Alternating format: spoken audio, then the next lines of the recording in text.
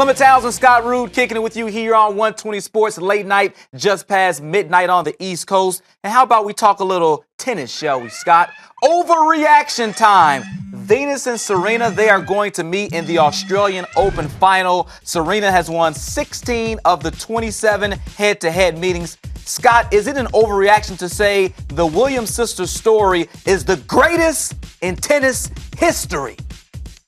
No, that is not an overreaction. I think it is the greatest story of all time. And particularly when you add this, I don't think anyone anticipated this to happen. Venus hadn't been in a Grand Slam final in 7 years. Now she comes here. Now, hard court has been their second best surface. Yep. Grass has been their best. For sure. They were dominant for many years at Wimbledon. And Serena, barring injury, she'll be the favorite there at the All England Club in about a half a year. But there's a lot at stake here. I mean, Serena could get her 23rd modern era Grand Slam and break the tie with Steffi Graf, and then she'd be one away for all time from Margaret Court, who is synonymous there in Australia. But the fact that two girls from Compton with a father who people said was a crackpot father who didn't know what he was talking about because he said they were going to revolutionize tennis when they were 8 and 10 years old on Compton, broken, cracked, busted up tennis courts where he had 200 tennis balls and it was all they did, and it worked. And there's a lot of parallels to Tiger Woods, and Tiger's broken.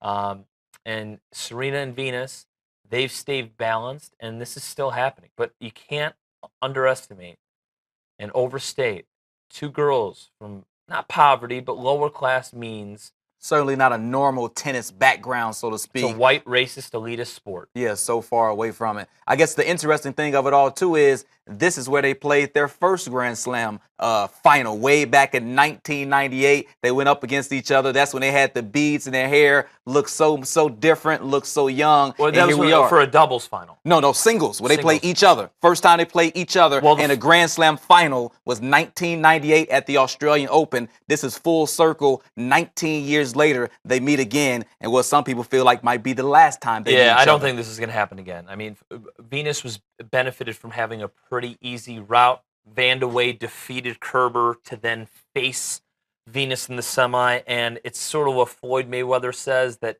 when you beat a great fighter after Floyd beat him, he's like, well, you beat him after I did, meaning fighters are never the same. Well, Van de Wey wasn't at full strength. She really overexerted herself, put everything she could in to beat the best tennis player, at least in terms of ranking, to get there.